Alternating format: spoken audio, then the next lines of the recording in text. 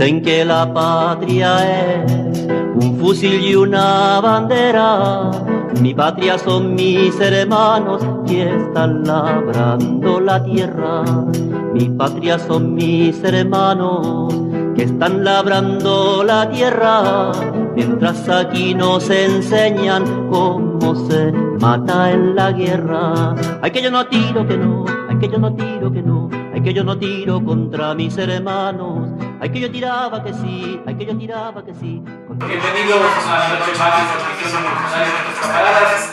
Esta noche vamos a hablar un poco sobre José Carlos Mariátegui, un poco sobre los problemas de la educación ecuatoriana, y ya que hemos perdido un montón de tiempo arreglando esta maquinaria imperialista que nos boicotea, vamos a comenzar. Un saludo a Cristian López, Mario Rivera, David Mafra, que nos acompañan hoy día, y comenzamos con eso. Bueno, buenas noches a toda la gente que estuvo conectada, escuchando entre sonidos, ecos y todo lo que está en torno a los problemas técnicos. La verdad que esta noche ha sido un poco divertida acá en las cabinas. Yo creo que por afuera no estuvo divertido, pero bueno, vamos a empezar desde ahí, ¿no? Es parte del proceso, es parte del aprendizaje, así que bueno, es importante que estén las personas que están conectadas, vayan nuevamente diciendo a los otros compañeros que se desconectaron, que vuelvan a conectarse. Bueno, este programa nos vamos a alargar un poco más en la noche, ¿sí? Porque vamos a recuperar ese tiempo perdido. La noche es larga y entonces vamos nuevamente para ir un poquito conversando sobre los temas que habíamos planteado nosotros, ¿sí? El programa que habíamos planteado básicamente es hablar del pensamiento de José Carlos Mariátegui y hablar un poquito en torno a un problema coyuntural que en redes sociales ha generado mucha controversia y un debate medio complejo, ¿no? Para eso hemos invitado a Mario Francisco, quien va a acompañarnos esta noche para también hablar un poco desde lo que significa la educación pública, desde adentro hacia afuera, ¿no? Yo creo que es importante que se genere un debate también desde las personas que hacemos educación desde adentro, ¿no? Mario Francisco, buenas noches, ¿cómo estás? ¿Cómo te va? Sí, buenas noches, camaradas, agradezco la invitación a hablar de estos temas tan importantes. Estos espacios son importantes para generar pues prácticas libertarias, autónomas. Muy admirador del programa Venceremos y agradeciendo mucho y gracias por la diversión en otras cabinas. Sí, buenas noches, igual a David, que nos acompaña en la grabación del programa. Estamos también dando un paso adelante en la construcción de un medio de comunicación popular más amplio, ¿no? Y David ha sido un compañero voluntario que nos está colaborando esta noche, así que saludos, también le daremos el micrófono más tarde cuando nos vamos a la técnica. Saludamos a la Juventud Guevarista, el Colectivo de Educación Popular Lorenza Bemañay, el Centro de Difusión Comunitaria de San Roque, la Cooperativa Tránsito Amaguaña, la Granja de Tilicucho, el Frente Sama Capacu, Dirty Dis, Divia Sporting Club, la Editorial Jaguar, Descolonizando el Coco, el Centro de Psicología Popular, el Frente Auca Guarmicuna, la Coordinadora Popular, Fútbol Rebelde, Finca Urbana. El Movimiento Guevarista aprovecha para reinvitar al Gran Quiz Solidario el domingo 1 de julio a las 10 a.m. en el Centro de Difusión Comunitaria de San Roque. E invitamos a hacer sus pedidos de cuyos felices al 099-809-4958. Bueno, y el pensamiento de José Carlos Mariátegui es un pensamiento, yo creo que muy importante de recuperar, ¿no? Y en este mes que nosotros estamos viviendo, el mes del guevarismo y de Mariátegui, y que los dos se concatenan en sus ideas, es bien importante poder ir debatiendo, ¿no es cierto? Saber quién es Carlos Mariátegui, qué es lo que propuso para el marxismo latinoamericano, creo que es importante, ¿no? José Carlos Mariátegui, que nace en 1894, el 14 de junio, es por eso que el junio para nosotros es un mes muy importante, ¿no? Y bueno, dentro del pensamiento de José Carlos Mariátegui, bueno, yo creo que aquí se va a generar un debate, ¿no? Porque cada uno va a tener sus lecturas en torno a cómo se va generando esta obra de Mariátegui, ¿no? Yo la verdad que en Mariátegui he visto yo 5 puntos, no sé si Ernesto después tú lo dices, ¿no? Y la gente también que se comience, ¿no? a conectar, a mandar unos mensajitos, ¿no? El primer eje que yo considero, no sé, el problema del indio como un problema nacional, ¿no? Esta idea del problema nacional como un fundamento muy importante dentro de la filosofía de José Carlos Mariátegui. Y después de eso, cómo se va guiando a un socialismo creativo, la necesidad, ¿no? de un socialismo creativo, para luego después generar una importancia dentro de una escena que se podía llamar contemporánea para la época, en donde escribió y el americanismo como una identidad, ¿no? Una identidad. Y yo creo que después todo esto recae en lo que la cultura y la política como referentes de vanguardia, ¿no? Que ya comienza a hablar esta palabra vanguardia dentro de un contexto latinoamericano, ¿no? Por eso la literatura y el arte creo que es muy importante dentro de la obra de José Carlos Mariátegui, ¿no?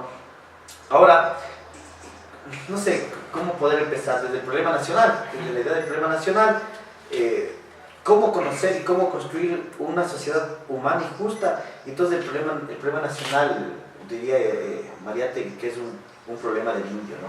Sí, Mariátegui, digamos, nace justo en una época interesante en la historia peruana, que es el 1900, que se produce pues todas las transformaciones asociadas al guano y al salitre, y esto marcará mucho el desarrollo de Lima como una ciudad moderna. Y Mariátegui, el acercamiento a los grupos intelectuales y ese tipo de cosas, le permite viajar a Europa y, como él decía, en Europa descubrió América. Y el descubrimiento de América se hace precisamente a través del marxismo. Cuando Mariátegui en Livorno, en la cuna del Partido Comunista Italiano, se vincula con el marxismo, aprende marxismo y vuelve al Perú precisamente para transformar esa realidad.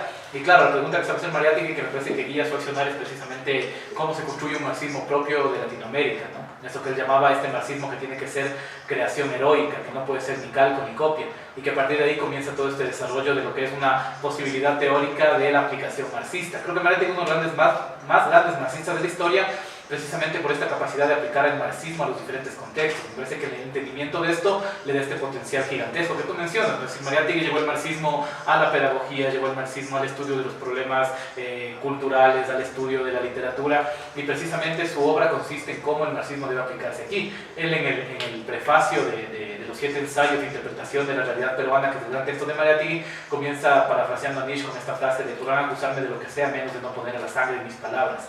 Y claro, Mariátegui estaba hablando también desde la práctica, que es el otro valor de este gran pensador, que no era un ratón de biblioteca. Mariátegui es el fundador del Partido Comunista del Perú y es además un marxista práctico. Estuvo preso en varias ocasiones cuando escribió esta famosa carta de: soy un marxista convicto y confeso. Confeso porque nunca he negado que sea un marxista, y convicto porque el marxismo te lleva finalmente a la cárcel, que Mariátegui plantea como un gaje del oficio del revolucionario. Y me parece que de ahí deberíamos comenzar a estudiar, porque el primer ensayo, que precisamente es la evolución del esquema económico con esa problema nacional, es precisamente el análisis de esto, ¿no? Es decir, de cómo aplicamos el marxismo a nuestra realidad, ¿sí? Y digamos que en este texto lo que un poco Mariátegui comienza a describir es que nuestras realidades a nivel económico están marcadas y están asentadas precisamente sobre lo que es la semifeudalidad. Es decir, que nuestros países no alcanzan un desarrollo capitalista, sino que más bien sobre las formas comunitarias se impusieron las formas feudales primitivas de los españoles, y sobre estas formas primitivas se generó una suerte de capitalismo dependiente. Y este capitalismo dependiente, que se llama semifeudal y semicolonial, es lo que determina nuestra estructura económica. Entonces, pensar en marxismo en nuestras sociedades implica pensar precisamente en un capitalismo semifeudal. Uno de los errores que el marxismo cometía y el comete hasta ahora es pensar a las sociedades latinoamericanas como capitalismos desarrollados, cuando obviamente no lo son. Y esas taras de la feudalidad asociadas a la hacienda, a prácticas precarias, a la ausencia de mercados nacionales, precisamente definen todo el devenir económico, político, social, cultural de nuestros pueblos. Entonces, el primer ensayo de esta perspectiva es uno de los grandes textos latinoamericanos, porque es la primera descripción económica certera de lo que era la realidad latinoamericana, y marca esta premisa que para los pueblos andinos será históricamente recogida. Por ejemplo, Agustín Cuevas recogerá mucho la semifeudalidad, y él la llamará la formación socioeconómica particular del Ecuador, que utiliza para explicar precisamente cómo es nuestro modelo de capitalismo subdesarrollado. Ya, y claro, en ese contexto en donde Mariátegui sitúa al indio desde la clave socialista, ¿no?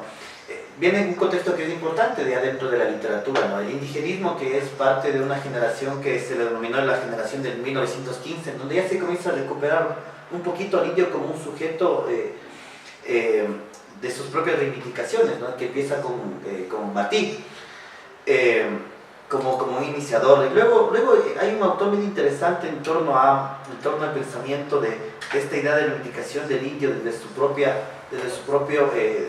clase, es José Vasconcelos, ¿no? Que influiría bastante en Mariátegui. Y Vasconcelos, que tiene un librito que es muy interesante, que se llama La raza cósmica, ¿no?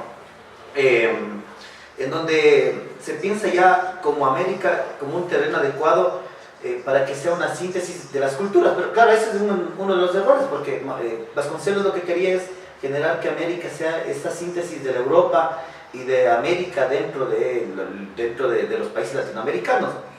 Y ahí es donde Mariátegui salta precisamente, claro, con el tema de cuál es la explicación del por qué hay este problema. Y ahí es que lanza el ensayo del problema de la tierra, que es lo que te explico. Es decir, el problema del indígena está íntimamente asociado al problema de la tierra, no se puede entender una cosa sin la otra. Y claro, digamos que más allá de que Mariátegui respetaba y valoraba mucho la obra de Vasconcelos, precisamente critica por no entender que en el fondo es un problema económico. Exactamente, y Vasconcelos lo que creó es la cultura del espíritu. Entonces él pensaba que era un problema de espíritu, y cuando la cuestión era un problema económico, un problema político, ¿no? Sí, por eso en la primera parte del ensayo sobre el problema del indio, Mariátegui inicia con eso. El problema de los indígenas no es un problema ni pedagógico, ni cultural, ni de reformas jurídicas, sino que básicamente es un problema económico. Mientras en nuestras sociedades exista la hacienda, el latifundo, formas precarias de tenencia de tierra, formas precarias de trabajo, el problema del pueblo indígena estará presente ahí. Y por eso también la resolución del problema indígena no es una resolución que atraviese simplemente por discursos étnicos, que es algo que muchas veces he oído que Mariátegui le hacen parecer un indigenista cuando Mariátegui realmente no lo era. Mariátegui lo que planteaba y siempre propuso es que la reivindicación del indígena parte precisamente de la lucha proletaria.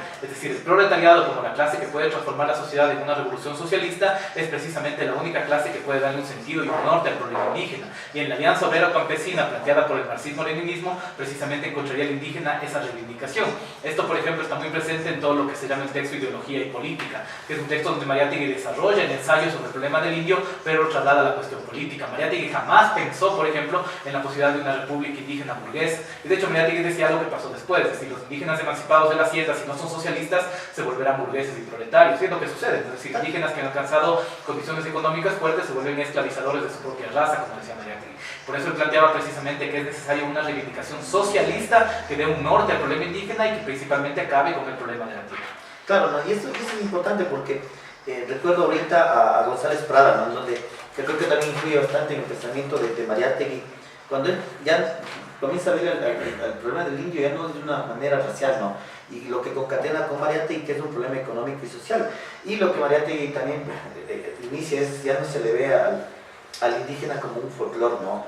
Que es una de las cosas muy importantes, sino que le ve desde un presente el que le toca vivir, el que le toca transformar. Y desde ahí es como se une esta idea del indigenismo y esta idea del socialismo, ¿no?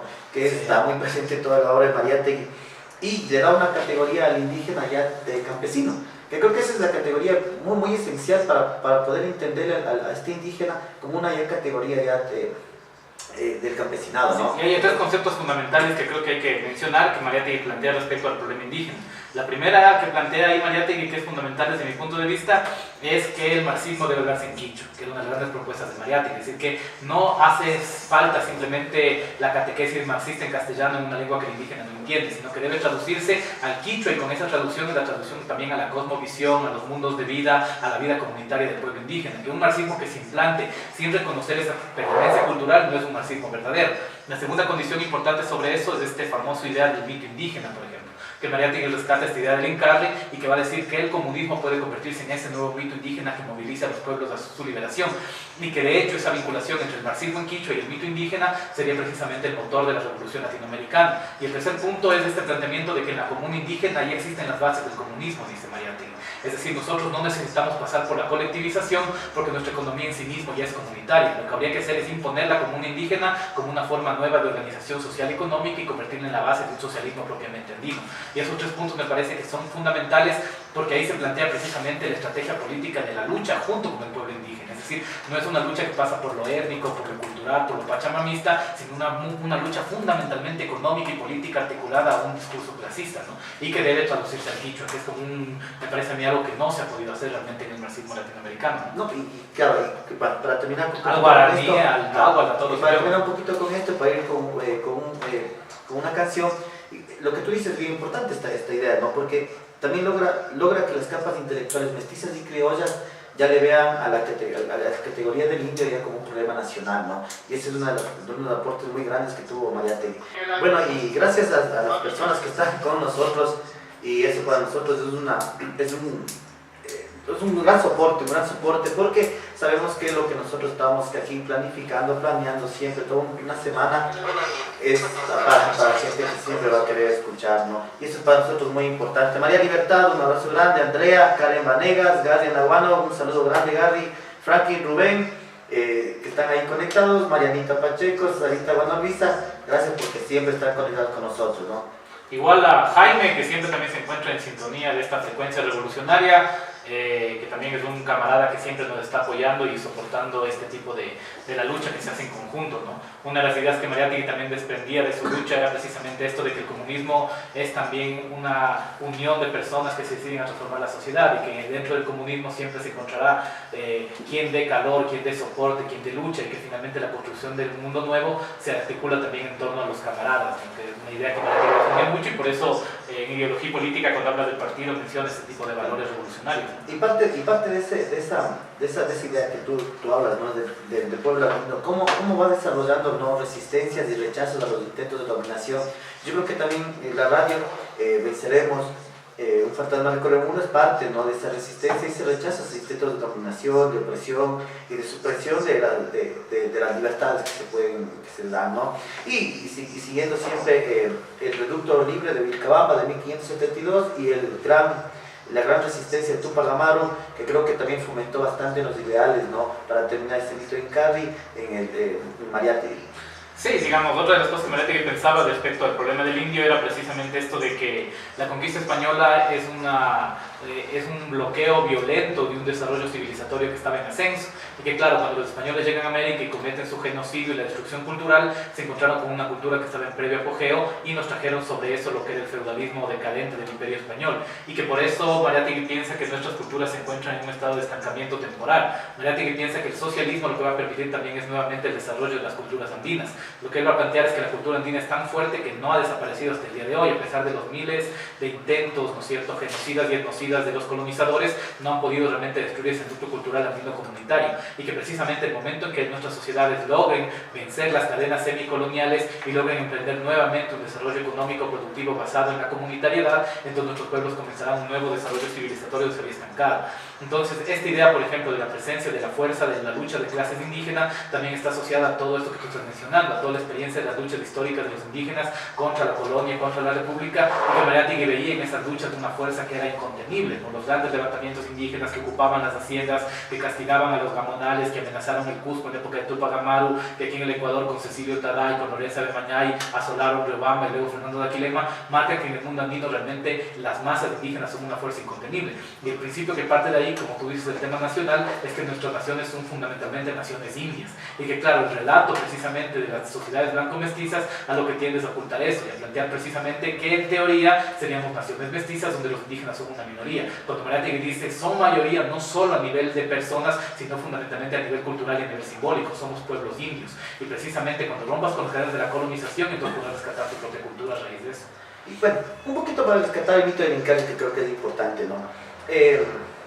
Como es un litoral, ¿no? En Ayacucho, Incarri fue decapitado, ¿no? Fue torturado por los españoles, ¿no?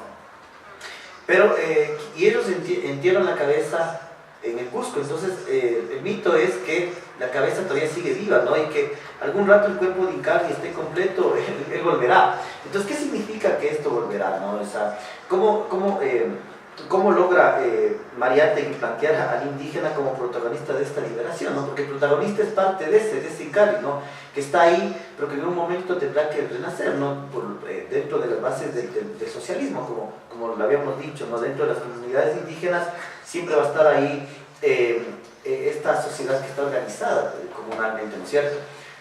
Y por eso, por ejemplo, el resto de los planteamientos de los 7 ensayos van también a ver todo el resto de problemáticas que surgen de esta condición. El problema religioso, donde Mariátegui, por ejemplo, intuye algo que es bastante probable y que los estudios culturales luego han demostrado, que realmente nuestros pueblos no fueron evangelizados. El problema de educación, que conversaremos un poquito más adelante con Mario, que también Mariátegui lo entiende como un problema de la semifeudalidad, un problema de una educación que no se desarrolla porque está atascada en las cadenas coloniales, el problema religioso, que como estamos mencionando también es de tipo colonial, y finalmente los problemas regionales, ¿no? Que va marcando precisamente esta alteración que tiene que ver con el hecho de que nuestros países no tienen un mercado nacional y se encuentran totalmente fragmentados. En Ecuador, Quito, Guayaquil, Cuenca son 3 regiones prácticamente fragmentadas, y en el Perú hay una fragmentación entre lo que dicen ellos, ¿no es cierto?, la selva, los Andes y lo que es Lima, la capital. Y que Mariátegui leía que también una revolución socialista puede dar sentido a eso. Cuando decía este concepto de peronicemos el Perú, ¿no es cierto?, hablaba precisamente de que tiene que asolarse nuevamente, ¿no es cierto?, todo lo que es el capitalismo, desterrarse y generar nuevas formas nacionales basadas en las comuniones de los mercados nacionales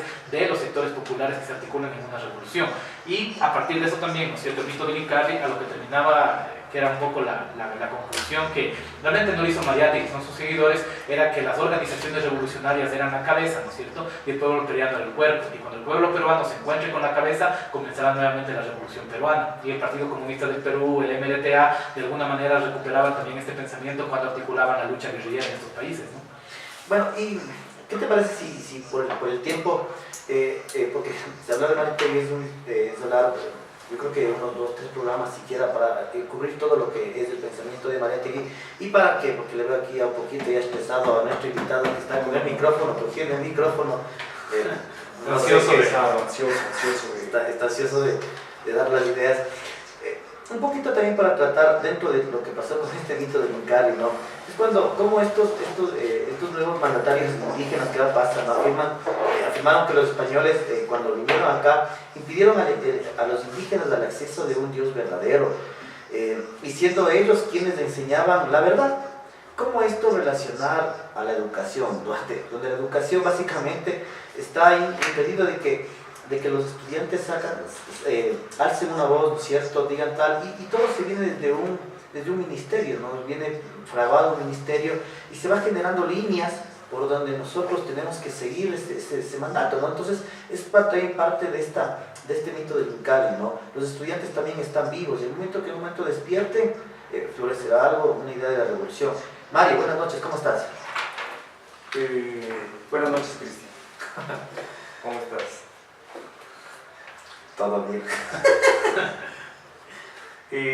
Bueno, yo quisiera solo compartir una humilde experiencia de un docente secundario que se atreve a pensar diferente dentro de la propuesta que tiene el Ministerio de Educación y cómo se está manejando la educación, que a mi entender se viene desde un paradigma positivista que pretende objetivar todo, pretende medir todo, pretende gestionar y controlarlo todo.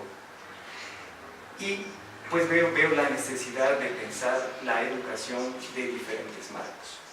Por ejemplo, estaba mencionando Ernesto acerca de la pedagogía de Mariátegui, que es un poco hacerlo latino, pensarla desde aquí, la necesidad de crear una pedagogía que sea direccionada a la liberación, no a la reproducción social.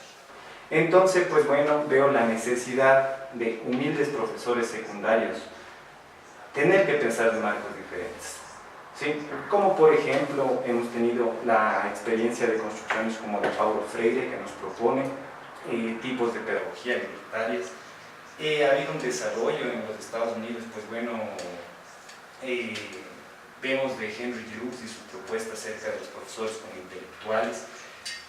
Vemos Michael Apple, que pues bueno, que ha tenido otra propuesta pedagógica para la que se está teniendo, para la racionalidad que tenemos ahora en la educación, que es bastante tecnocrática. Y pues bueno, seguimos un montón de desarrollos con Peter McLaren y todos los otros marcos de referencia que nosotros podemos pensar la educación de aquí. Entonces, ahora podemos estar viendo unos ejemplos con estos hechos de violencia que se están sucediendo en el Colegio Mejía. Yo también puedo hablar de esa experiencia porque también he sido un Mejía, he pasado el proceso del colegio, he pasado el proceso de educación y pues bueno, está dando algo impresionante, ¿no? Que a mi entender es la educación neoliberal, la racionalidad tecnocrática en su máxima expresión, donde vemos al violentado defendiendo al violentador con el argumento de que si lo golpean es por su bien. Entonces nosotros estamos teniendo un problema de naturalización de la violencia que es increíble cómo la sociedad lo lee y encima está de acuerdo. Entonces me parece un tema coyuntural de hablar en este momento y pues bueno, ahí podemos abrir un poco de esto del debate teórico que se tiene muy poco en el ministerio. O sea, nosotros nos tienen a los profesores llenando 1000 formatos, aprendemos un montón de modelos de cómo evaluar, aprendemos un montón de metodologías, pero lo que no aprendemos es a cuestionar los modelos que están impuestos. Sí, no, es bien importante lo que tú dices, pero también atrás de eso están los medios de comunicación, ¿no? Como puntos claves de seguir metiendo esta idea neoliberal. Yo recuerdo, ¿verdad?, hace unos 3 años que le sacaban las entrevistas al secretario del CENSID, René Ramírez, en ese tiempo, y los medios de comunicación hablaban de 7 de cada 10 estudiantes ingresan a la universidad. Se cambia de gobierno y ahora es 7 de cada 10 estudiantes no ingresan a la universidad. Entonces, aquí hay que hablar, ¿no?, como estrategia central, estos agentes de la sociedad, ¿no?, que por medio de estas palabras que a nosotros nos han querido meter del neoliberalismo, ¿no?, como educación de calidad, ¿no? La UNE nos da educación de calidad, acá sí damos educación de calidad, pero ahora el estudiante defiende porque el golpear es educación de calidad, porque así nos formamos como seres humanos. Es un poco esto que decía Mariati, o sea, de que realmente no te das cuenta que no ha habido esa supuesta modernización que tanto pregonaban a este tipo de gente, ¿no?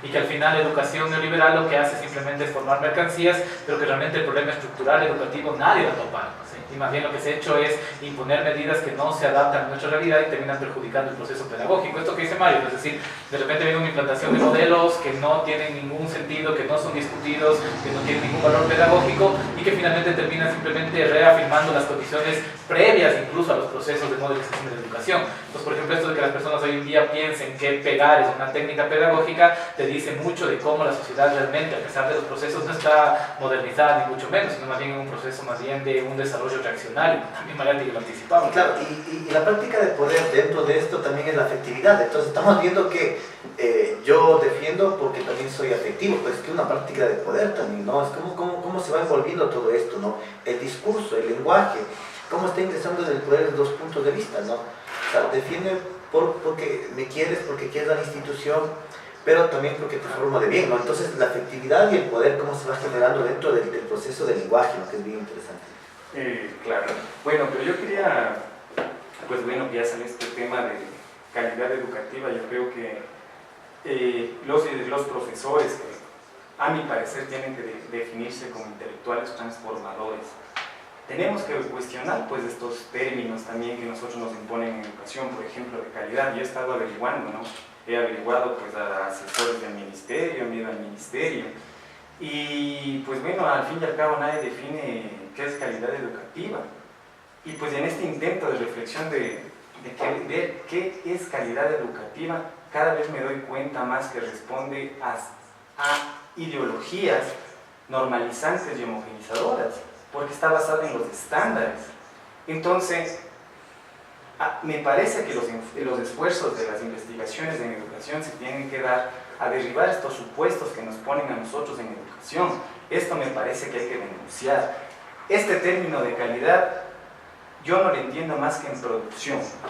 Y la producción, pues bueno, nosotros tenemos que tener una materia prima que tiene las mismas características y pues bueno, si yo no tiene este tamaño, no tiene esto, entonces ya no tiene calidad, ¿sí? No se le entiende en la educación.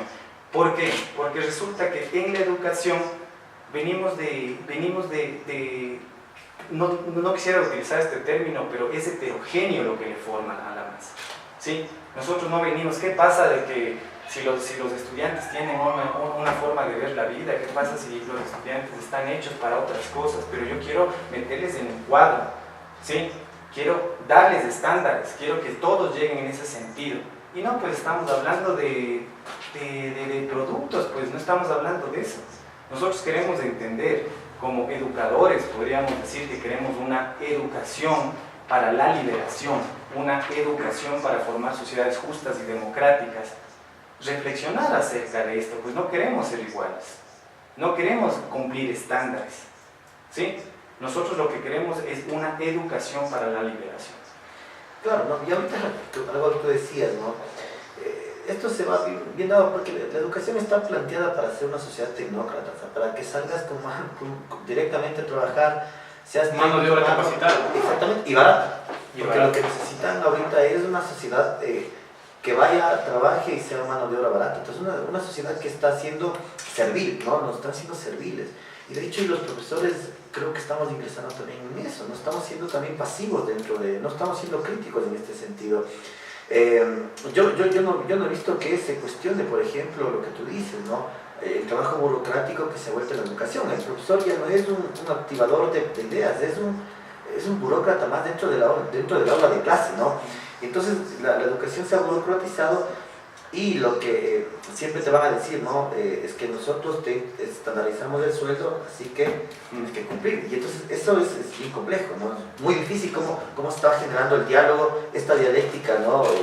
Dialéctica capitalista dentro del aula de clases, ¿no? Bueno, para compartir un pensamiento de Eric Fromm acerca de esto que a nosotros nos imponen modelos, ¿no?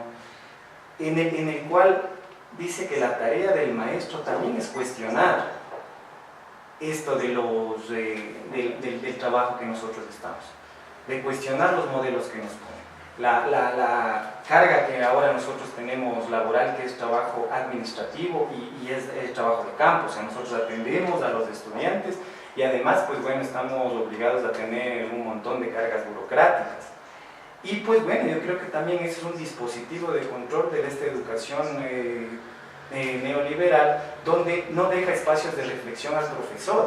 O sea, esto es para cortar completamente el tiempo, para que haya una reflexión crítica acerca de la educación o de lo que nosotros tenemos, bueno, sería de la investigación que nosotros tenemos, y solo responder a libros de texto, a modelos y este tipo de cosas. Entonces esto elimina completamente. Y ahora la lucha debería ser para derribar también este esquema de trabajo que nosotros tenemos como profesores y libere tiempo para ir a decir cosas interesantes a la clase, pues eso es lo que nosotros merecemos, eso es lo que los estudiantes merecen, ¿sí?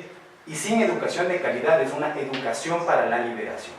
Y por eso, por ejemplo, no sé qué les parece a ustedes que están ahorita en el ámbito de la docencia secundaria, pero yo, por ejemplo, cuando estaba en los colegios indígenas, empezaba todas las cadenas de los currículos, de los sílabos oficiales, y claro, precisamente esto que Mario dice, es decir, te quitan de alguna manera la posibilidad de pensar y de crear en el aula. Y todos los que hemos dado clases sabemos que en el aula no se puede seguir una guía rígida, el aula es un montón de inquietudes, de preguntas, de reflexiones, es lo que en ese momento el maestro está investigando, y que de hecho lo que antes enriquecía a las clases era precisamente esa posibilidad de liberar el conocimiento en torno a las preguntas, a interrogantes que uno mismo se planteaba, y que de repente aparecen estas cadenas curriculares que son asociadas al criterio de excelencia, es decir, si cumples la evaluación en su punto exacto, en la semana que dijiste, en el tiempo que dijiste, entonces eres un buen educador, pero realmente no se considera, por ejemplo, la posibilidad de crear en el aula, que creo que es lo que están mencionando, ¿no? Claro, y esto responde a la sociología del currículo pues, tradicional, donde marca, ¿no? Eso es lo que estaba hablando al principio acerca de paradigmas positivistas, que yo mido, que yo gestiono, que yo controlo,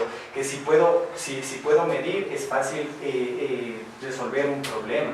Entonces, yo creo que la reflexión es crear otra nueva sociología del currículo que nos permita entender la educación de diferente manera. Entonces, el objetivo, ¿no? que de hecho que los profesores tenemos es que vayas y compitas en una prueba, vayas y compitas en una universidad y vayas y compitas en una sociedad, ¿no? ¿Y qué pasa cuando compites? Entonces, dentro de nosotros también en la práctica de dentro estamos individualizando al ser humano, ¿no? Bueno, yo creo que siempre es muy común en la propuesta curricular tradicional entender la metáfora de la educación y de la escuela y la fábrica, ¿sí? Y nosotros tenemos que romper o sea, realmente de una manera fuerte y contundente esto. Desde el trabajo, pues bueno, intelectual, de los que podemos reflexionar un poco acerca de otros marcos de referencia y no siempre seguir esta ideología dominante, ¿no? que nos dice, bueno, construye calidad, construye su estándar y eso, pues bueno, vamos a mejorar la educación. ¿Y cómo queremos entender la educación?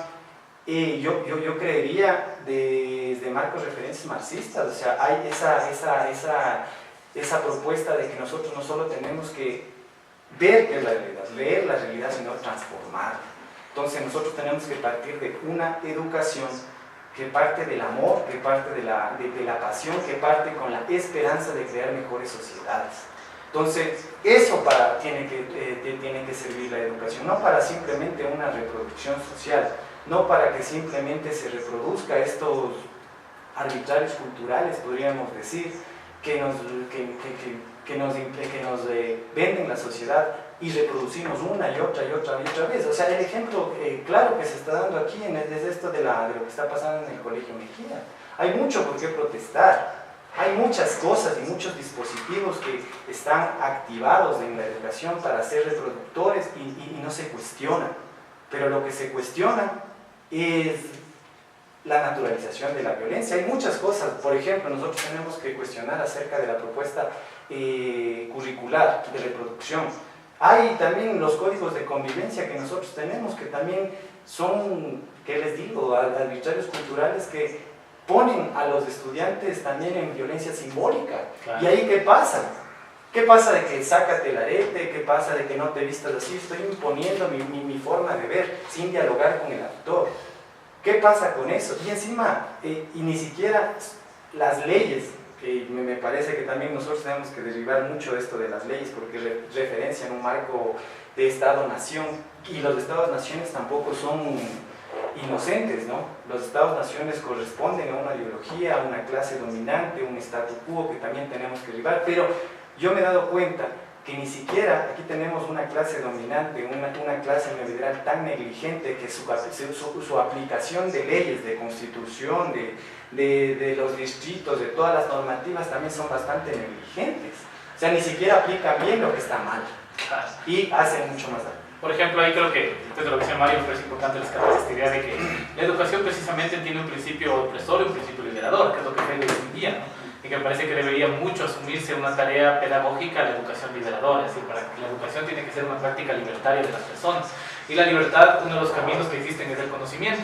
Y a mí me parece que todas estas reformas tienen como objetivo limitar el conocimiento de la gente. Por ejemplo, algo que hay que decir, pues que posiblemente también aquí, seguramente ustedes lo conocen, es que las reformas asociadas al proyecto PISA y todo esto son reformas que implantó la OCDE, ¿no? Que es la Organización Internacional de Comercio, y que está asociada precisamente a los créditos internacionales, al FMI, al Banco Mundial, y que realmente lo que implantan en los países es una normativa pedagógica que vuelve a las personas ignorantes y esclavos, y que realmente no tienen premisas de liberación, de educación, incluso como dice Mario, dentro de sus mismos parámetros capitalistas, es decir, no están formando ni siquiera personas con capacidad de acción, sino maquinarias al servicio del capital y el status quo asociado a los intereses del FMI, no es más que eso, plan PISA. Y ahí tienen por qué protestar los estudiantes. ¿Qué pasa con esta implementación de estas pruebas que nosotros tenemos, ser bachiller o al ingreso a la universidad? Ahí tienen un motivo grande por qué protestar, no porque les peguen más y sean unos hombres de bien, no, o sea, deberían protestar por eso lo que está pasando. ¿Por qué les quitaron las autonomías a las instituciones públicas educativas? Es decir, que un estudiante que ha pasado de primero, o sea, de octavo a tercero de bachillerato, que ha pasado por la comunidad, que ha tenido logros, y resulta que va a la prueba, saca 800 y pues bueno, no puede ingresar a una universidad. Y en cambio, pues bueno, hay los negociados, que hay estas preuniversitarios donde les dan las pruebas, se filtran la prueba, sacan 1000, van a los grupos GAR, y resulta que la formación que ha tenido las instituciones educativas durante 6 años han quedado completamente desconocidas. ¿Te parece, Mario, para continuar este tema, que es un tema muy importante, porque dentro de esta prueba de bachiller yo considero que hay un genocidio del idioma también, ¿no? Porque claro, lo que estamos hablando a los indígenas, un país hichohablante, que sea a los indígenas también, que es el momento que se les va a dar una prueba, ayudar en español, me parece que es terrible en ese sentido. Saludamos a la Juventud Guevarista, al Colectivo de Educación Popular Lorenza de Mañaya, al Centro de Difusión Comunitaria de San Roque, la Cooperativa Tránsito Amaguaña, la Granja de Tilicucho, Frente Sama Capacu, Dirty Deeds, Libia Sporting Club, Editorial Jaguar, Descolonizando el Coco, Centro de Psicología Popular, Frente Aucahuarmicuna, Coordinadora Popular, Fútbol Rebelde, Minca Urbana. El Movimiento Guevarista invita al Gran Quiz Solidario el sábado 1 de julio a las 10 a.m. en el Centro de Difusión Comunitaria de San Roque. Ya hagan sus pedidos de cuyes felices al 099-809-4958. Y también saludos a la gente que está conectada, que para nosotros eso, nuevamente lo decimos, es esperanzador, ¿no? Porque hay gente que nos escucha y está ahí, ¿no? A pesar de los problemas que tuvimos. María Libertad, Andrea, Karen Vanegas, Daria Nahuano, Franklin y Patricia Almeida nos manda un mensaje y nos dice: Mariátegui no solo que fue un marxista claro en la teoría y en la práctica, luchando contra el revisionismo y los pseudosocialistas, sino que también demostró que el revolucionario no se rinde aunque el cuerpo no apoye. Recordemos que venció su enfermedad infantil que ocasionó incluso la amputación de su pierna, ¿no? Gracias, Patricia, por siempre estar ahí pendiente con nosotros. gracias también por la espera pero también esta espera es para ver cuántos son leales a nosotros, ¿no? Eso también hay. ¿Sabes lo que dice Patricio? Importante, ¿no? Ahorita en estos momentos estamos hablando de educación y que parece, justo en el corte hablábamos de estos problemas tan grandes que parecen, es importante retomar esa voluntad de Mariátegui de luchar, ¿no? Y que precisamente este tipo de espacios lo que deben generar es esta voluntad, esta rabia de luchar, de emprender tareas liberadoras, de transformar las cosas por más terrible que parezca el monstruo que tenemos frente a nosotros, y que eso se hace con voluntad, con compromiso, con corazón, con convicción de la causa justa que estamos realizando. Y quienes seamos profesores, quienes estemos en la educación, tenemos que enfrentar precisamente a este monstruo de los currículos, de los estándares, de toda esta imposición de la OCDE que quiere introducirnos en el orden mundial capitalista a costa de la vida, de la salud mental, de la felicidad de nuestros educandos, ¿no?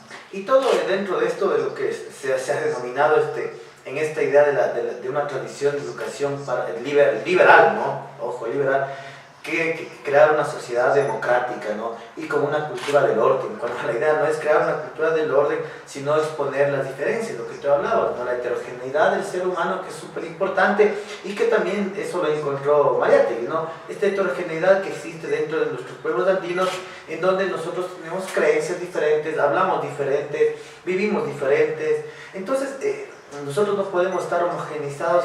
Una de las cosas de esta tradición liberal es que dentro de estas democracias creen que somos iguales, ¿no?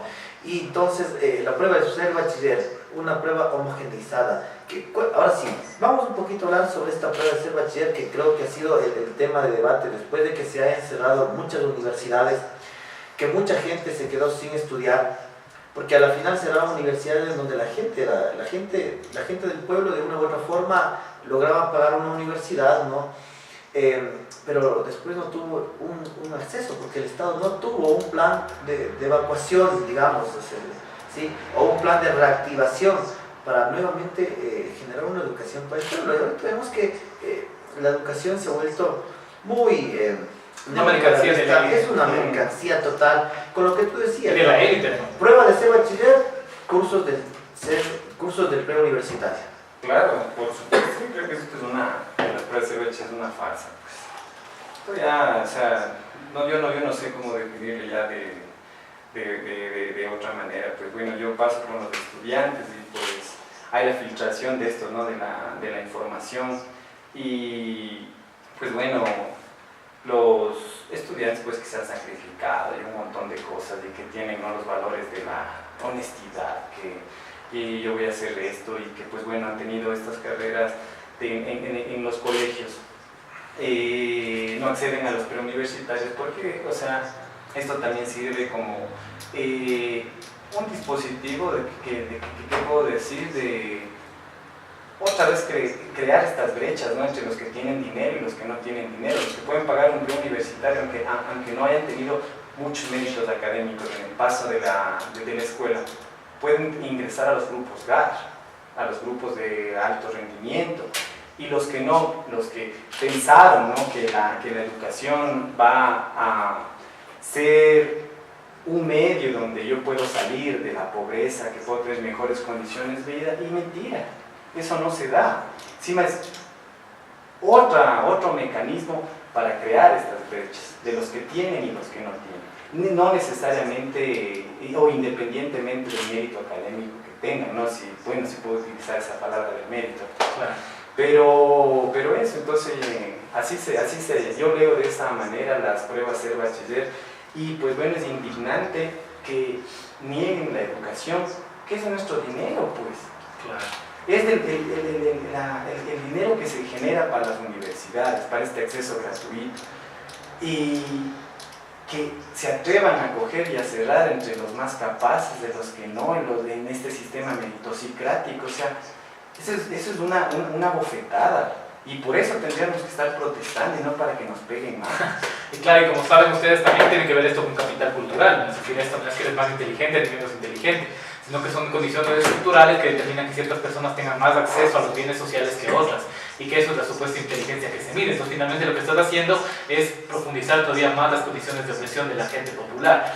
Y el otro factor que me parece que hay que plantearlo claramente es que por eso, por ejemplo, nosotros siempre hemos planteado la necesidad de libre ingreso. Es decir, el pueblo tiene derecho a estudiar, porque el pueblo es quien paga la universidad. No es justo que el pueblo pague la educación de sus élites. El pueblo tiene derecho a entrar a la universidad y que incluso ahí hay condiciones de injusticia por el tema del capital cultural, pero al menos tienen que darle un chance a la gente de entrar a la universidad, porque entrar a la universidad no solo es educación, ¿no es cierto?, sino también son las condiciones de dignificación que nosotros mismos hemos vivido. Es decir, si nosotros no hubiéramos sido también hijos de libre ingreso, capaz no estaríamos aquí hablando de educación y política, sino estaríamos teniendo que trabajar en condiciones sumamente precarias, porque tuvimos un Estado que se jugó por nosotros, por lo que quiera que lo haya hecho, pero pudimos entrar a la universidad. Pero ahora hay miles de personas, obviamente, por la lucha estudiantil, pero ahora hay miles de personas que no pueden entrar a la universidad y que todos los días están quedándose sin ningún acceso a ninguna condición de dignificación y son los hijos del pueblo, ¿no? Y claro, y lógico, ¿no?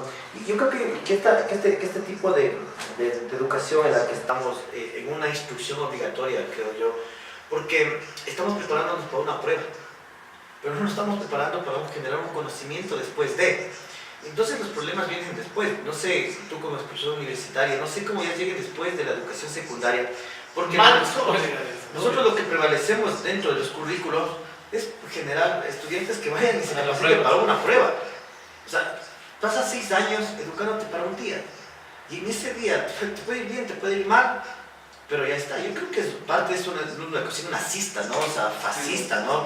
Que te hace a un lado directamente, sacas un porcentaje menor. Claro, entonces, recién escuchaba y le decía, ¿no?, al rector de la universidad, pero hay gente que ha sacado 950 y no puede entrar a la facultad de medicina. Y él dice, sí, es que nosotros tenemos 300 cupos y se inscribieron 4.000. Entonces, ¿qué significa eso, no? Cuando antes la educación no pasaba así, ¿no? Sí, además, digamos, otra cosa que hay que considerar respecto a lo que estás diciendo es que todas esas pruebas es que en principio están equivocadas. ¿Quién dice que para ser médico tienes que ser más inteligente que para ser profesor? O para ser psicólogo, o para ser, qué sé yo, odontólogo. O sea, ¿de dónde se inventaron ese tipo de criterios, por ejemplo? Que son criterios elitistas que refuerzan ciertas profesiones en demérito de otras. Es decir, ¿por qué lo mismo que pasa con el tema de la universidad, del colegio, la escuela? ¿Por qué un profesor universitario debe ganar más que un profesor de escuela? O las carreras técnicas también, ¿no? Por ejemplo, las carreras técnicas también son desprestigiadas. Porque uno dice, ¿por qué no? O sea, ¿quién dijo eso? ¿Quién se inventó ese tipo de criterios? ¿Y qué marca además una prueba? Una prueba no marca de ningún punto de vista la capacidad de una persona de accionar en la sociedad. Lo que marca es lo que tú dices, es decir, que también educó el colegio para que dé la prueba. Y lo que te digo, en la universidad lo que tú sueles ver es precisamente personas que en la universidad tienen que entrar a un proceso de reeducación, de aprender nuevamente a leer, de aprender nuevamente a pensar, de aprender una serie de cosas donde mucha gente se queda estancada también en la universidad por eso, ¿no? Las tasas de deserción no se hablan en la universidad de ahora, pero siguen siendo altísimas, por ejemplo. Yo creo que la libertad de mercado marca esta idea de la prueba ser bachiller. No hay una libertad de mercado y de ahí va generándose estas carreras que pueden ganar más o carreras que van a ganar menos, ¿no? Y de hecho lo que haces es, de hecho, la labor del docente es detrimente dentro de la prueba, ¿no es cierto? O sea, la filosofía es casi la última en la que vas a ingresar. Claro. Ahí, pues bueno, yo rescataría que, o sea, todos estos estándares que se dan, o todas estas pruebas que se dan a base de la ideología hegemónica, pues. Se dan a base de lo que bueno, en palabras de Bourdieu definiría como el hábitus, ¿no? Yo diría que estuviera, ¿no? Esto es bueno, esto es a donde se tiene que llegar, y todo lo que tú puedes aprender afuera de la institución o fuera de la clase no vale, pues. Claro. Sí, entonces así está entendida la educación, y esa es la necesidad de repensar la sociología del currículum. Por ejemplo, una propuesta, no sé, radical de Michael Apple decía que la educación ya no debería basarse en contenido, sino que en revisar o estudiar la ideología que está detrás de todo esto, o si no, estudiar la ideología de las sociedades, pues. Claro. Entonces, solo esta forma de educación a nosotros nos podría develar que todo lo que nos venden a nosotros no es inocente, pues. Tiene una política, tiene un carácter, tiene una intencionalidad. Y si es que de estar sumiso y es de estar reproduciendo la sociedad, pues eso no quieren que te des cuenta. Entonces esa es la necesidad de generar otro tipo que no se base en contenido, sino que se base en lecturas de ideología atrás de lo que nosotros tenemos. Qué interesante, por ejemplo, porque eso plantearía precisamente lo que dice la educación, que es emancipar las mentes de las personas. Porque claro, cuando tú lees el currículum como si fuera una cosa ya esquematizada, establecida, lo que generas es poca criticidad frente a eso, si no es nula criticidad, que de hecho es lo que quiere la OCDE y el orden mundial capitalista, es decir, personas que no cuestionen toda estrategia de dominación, mientras que por ejemplo este planteamiento que ahorita Mario retoma de Apple, muy interesante, es decir, cómo plantear precisamente el contenido de la crítica política ideológica lo que está detrás. Eso sería, por ejemplo, una educación que, sin llegar a ser necesariamente la propuesta de Freire, ya conmocionaría gravemente toda la estructura social nuestra, ¿no? Te cuestionarías precisamente todo este orden que das por naturalizado cuando obviamente es una imposición social de una clase dominante. Claro, ¿no? Y algo retomando la cuestión de hábitos, es básicamente cómo le construyen un ser humano dentro de una homogeneidad, ¿no? Dentro de un sistema, y lo que yo también diría el campus, ¿no? Y eso es lo que nosotros vamos siempre a recapitular, ¿no? La idea de una dinámica histórica, ¿no? Entender históricamente cómo nosotros tenemos nuestros procesos, ¿sí? Nuestros procesos sociales. Y yo considero, más allá de si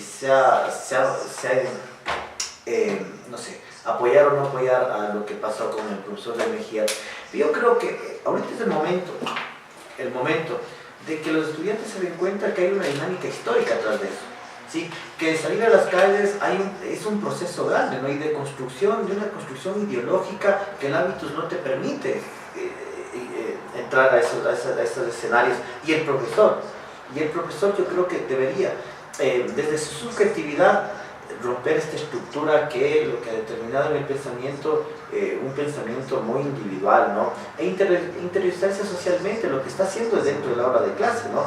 Y generar unas prácticas culturales, lo que decíamos, unas prácticas culturales y unas nuevas representaciones dentro de estos sujetos, ¿no? Que son los estudiantes, ¿no? Porque una vez Mario decía en una conversación, era esto de en el aula el docente es el dueño de la clase, pues, ¿no?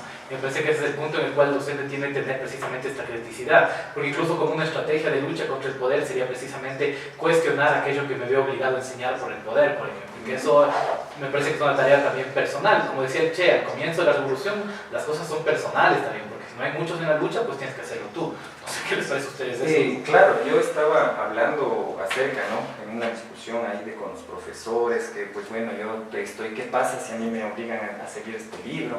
¿Qué pasa si es desde el currículo que hace? ¿Qué pasa si a mí me obligan? Y así un montón de formatos que son normativos, ¿no? Que vienen desde la imposición curricular de la autoridad pedagógica.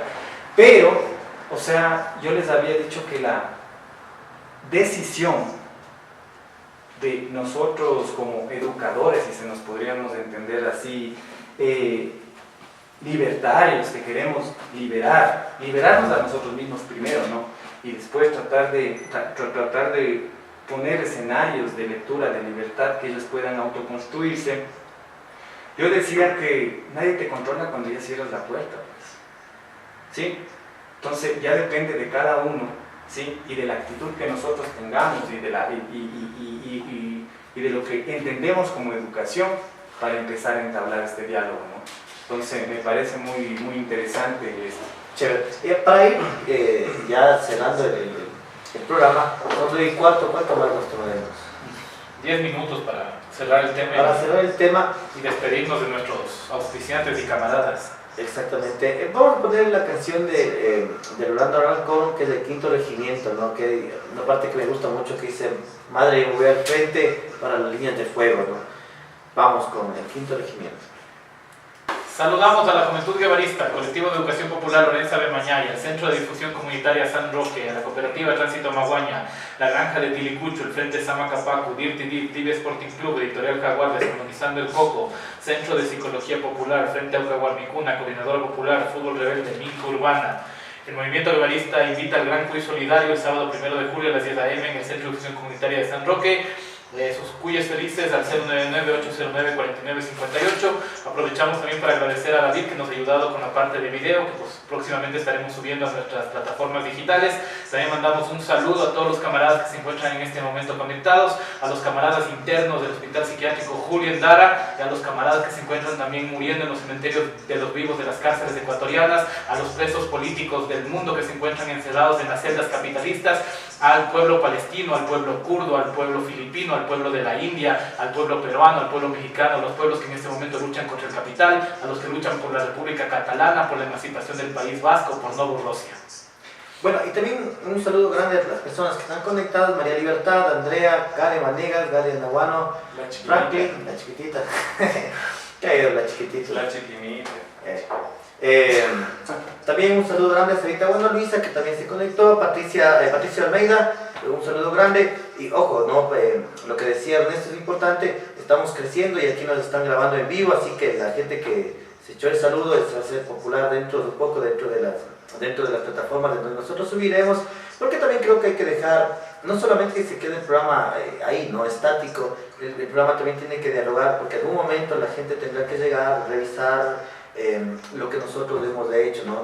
Y así que todos estos programas están grabados, la gente que quiere escuchar algún programa simplemente tiene que decirnos, escribirnos y nosotros pasaremos el programa, ¿no? Así también estará el video muy pronto dentro de las redes sociales o las plataformas que estamos. Y de a poco nosotros seguimos avanzando como un movimiento que es importante, ¿no?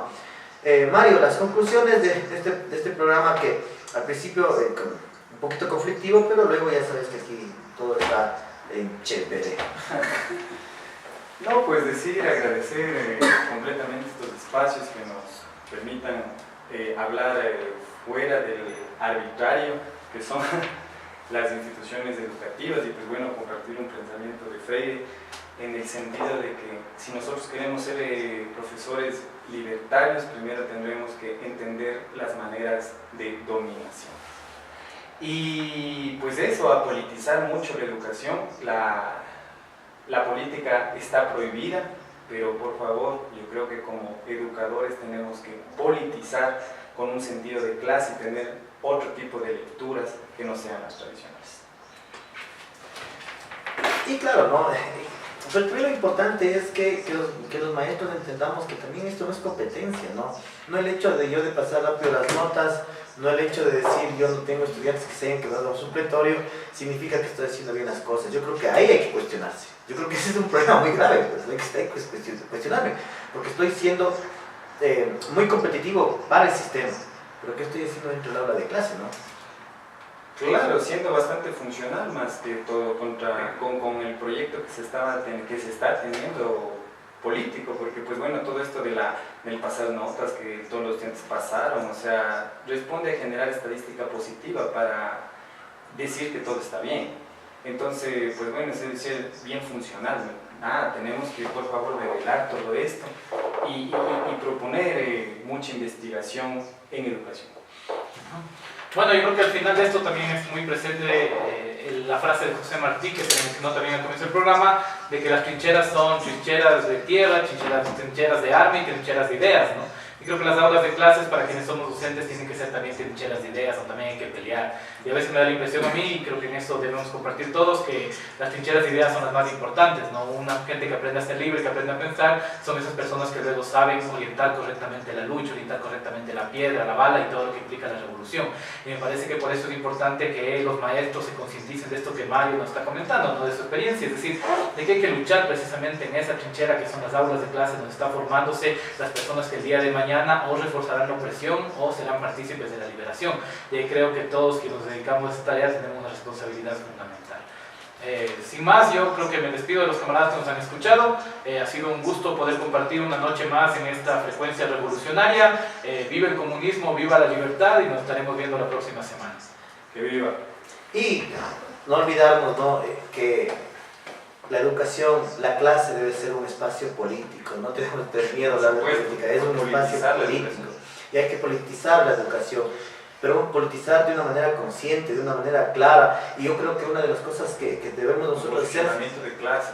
Comenzar a leer, ¿no? O sea, comenzar a leer, porque yo creo que uno de los problemas muy graves que tenemos los docentes y los estudiantes es que no estamos leyendo, y eso es uno de los problemas muy graves, ¿no? Porque seguimos siendo una sociedad que vamos a ser esclavizados porque nos dictan todo desde afuera, pero no interiorizamos un conocimiento, y eso creo que debe ser importante, ¿no? Romper estos muros, romper estas fronteras y romper las paredes. Gracias a toda la gente que estuvo con nosotros pendiente, gracias por la espera y un abrazo a todos. ¡Viva la revolución! Viva. Yeah.